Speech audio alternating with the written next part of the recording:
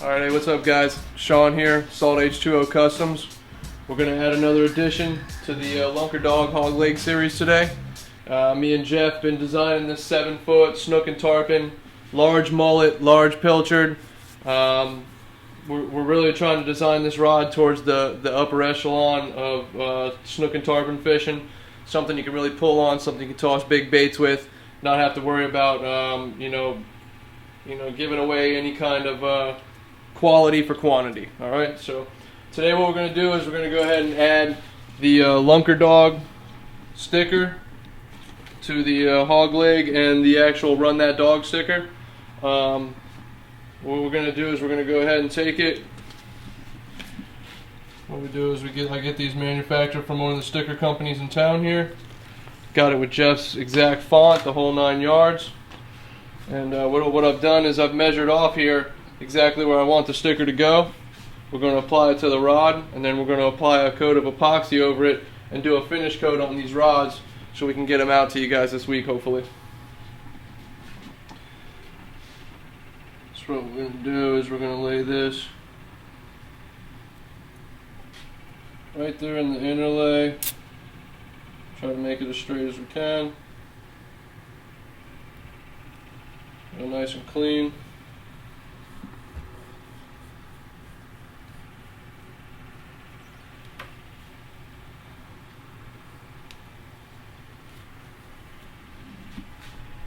Looking good to me. What we got here is Jeff's exact font, Jeff's exact logo, and then we've added a nice little cursive with the actual series here. So there's going to be a couple different series. This is the first one. We're going to go ahead and give it a run, see what the response is, see how you guys like them, take a little feedback, and we'll go from there. So what we're going to do from here is move it right from the bench. We're going to move it over to the epoxy rack. And we'll go ahead and slap a coat of epoxy on so you guys can see how that's done. Let me make this one first. Got a couple rods going here, guys. Sorry. Alright, what we're going to do, guys, is I got a 2-part epoxy here. We're going to go ahead and mix the epoxy up so that we can slap this on the Run That Dog. This is the real critical part of the rod building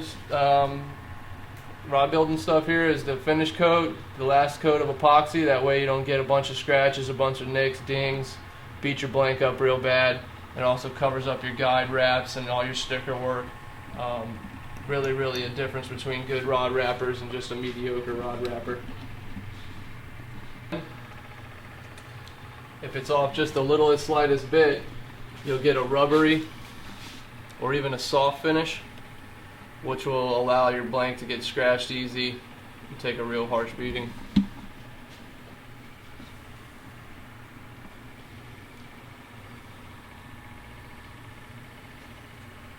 that rise for a minute.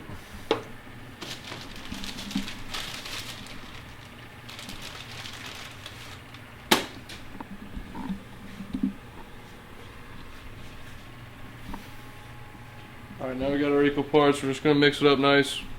Try to go as slow as we can. Try not to cause as many bubbles in there so that you don't get the bubbles in the finish. Less bubbles, more clear.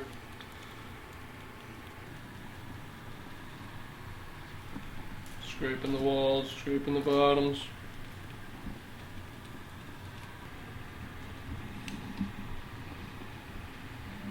We got our epoxy mix.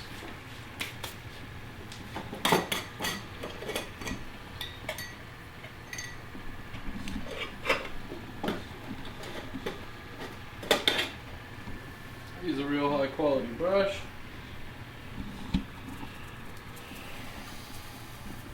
Try to knock off all the dust and all the hairs off of it beforehand. Let it sit for a second. Gonna let the epoxy sit, let it catalate for a minute. What we're gonna do is knock all your dust particles off here.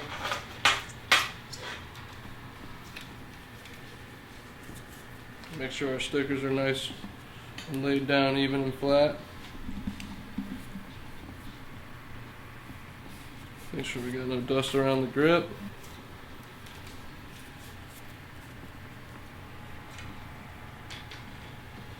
I'm going to stick it in the dryer here.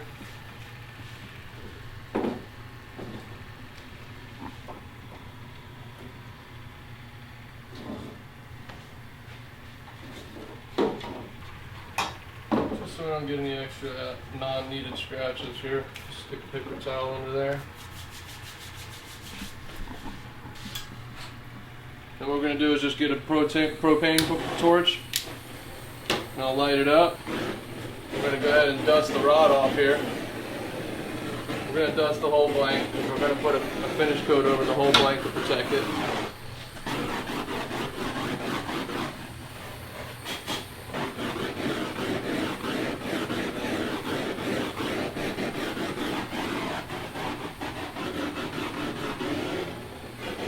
Just knocks off any unwanted dust, little bristles of hair, stuff that'll imperfect the finish.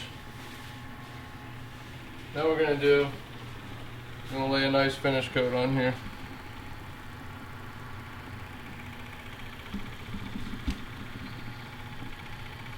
I'm going to just lay it on here nice and thick. It's a finish coat. We want everything to be real nice and covered up.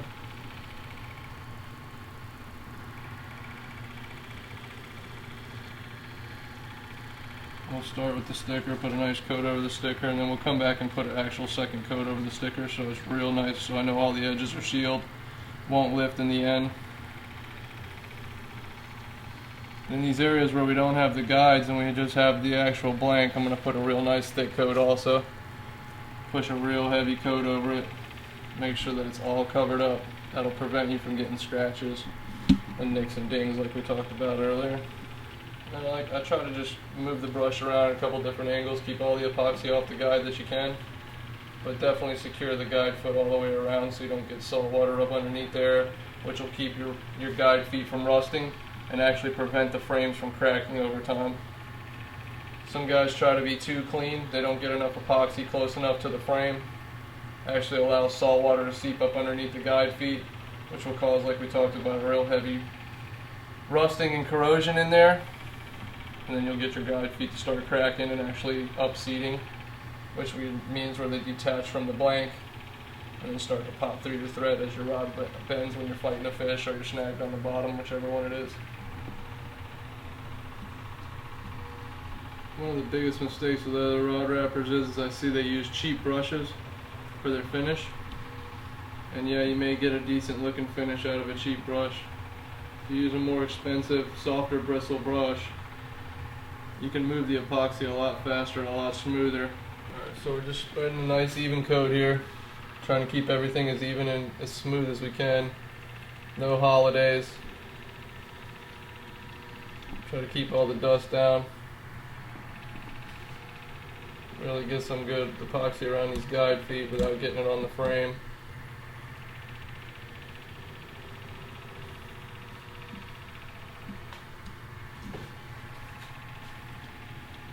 That's where your good brush can come in. You're able to really manipulate the brush's bristles to get around these edges and these little tiny crevices on these guides.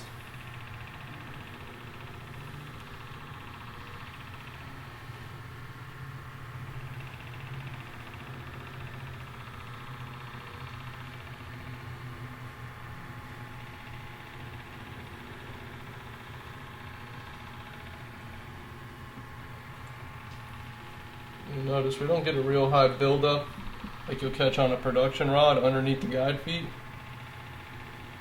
That's a big plus for the look of your rod and actually the function of the rod. It will allow them to bend and the guides to flex a little better if you don't have this big buildup of epoxy underneath it. Which in overall you get a better feel out of the custom rod in the end. Yeah, and these are those Fuji K-frame guides, like we spoke about. Really designed for braid, so when you're sporting your braid, you're sporting it right with the right guides. Keeps down on the wind knots, increases the castability, everything. And I really like the look of them too, versus the old school guides that got a little tilt to them. They kind of flex with the rod. When it's bent, they look real nice. This is the Alkanite series. Real light, real strong frame. Probably the most underrated guide that Fuji designs. Most guys, when you buy custom stuff, they're going to sell you the SICs, stuff like that. The last few years I've had a real problem with the SICs rusting on some of the rods and guys not taking care of them and So I moved over to these alkanites, and it's really been a really nice change. But like we said, sport your braid with the right guide, less wind knots, less hassles, more time for your bait in the water, more chances at a fish. As you can see, we're coming down to the end here where these little tiny guides are, so I'll just slow down a little bit so we don't get a heavy buildup of epoxy. And just kind of use the bristle of the brush.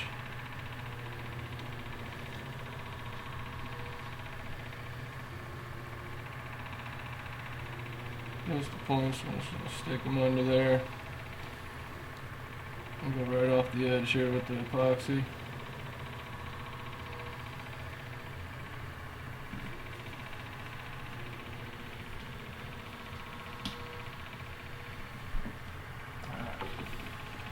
I skipped this middle piece just so I had a little stability in the finish. I'll move that over there. Work back to the middle here for a minute.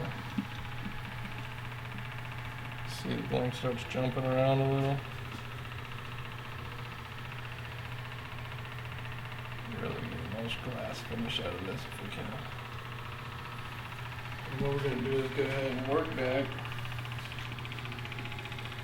to the sticker here, and you can see one of the edges there kind of ruffled up a little. So we'll go ahead and add a little more epoxy to that. Put that here right there. And then what I'm going to do is right here near the grip, so you don't get a big epoxy buildup on the grip. Kind of just use the brush like you were cutting in on a regular paint job at your house. Kind of flex that brush out, let it get close, and get a nice coat over these stickers so they stay nice and protected. That looks good. And then what we'll do, the final little touch, is we'll fire the torch back up. Nice high heavy flame. We'll come through here and dust the whole rod off, all the epoxy.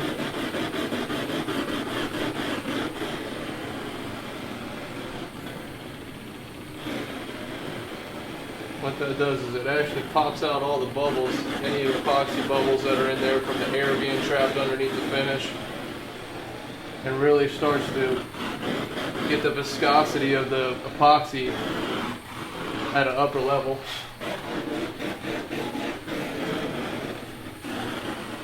And let the finish, as it's spinning on the dryer, here, the epoxy is a self-leveling epoxy. So the continued spin of the epoxy will smooth everything out perfect and have it nice and uniform. Alright guys, like I said, there's the finish coat on the Lunkerdog Hogleg series. Really hope you enjoyed this little video. We're hoping to have these out next week. You can contact Jeff at lunkerdog.com. Put your order in, let us know what you think. Any feedback, we appreciate it. Until then, from Shawn and Captain Jeff, run that dog.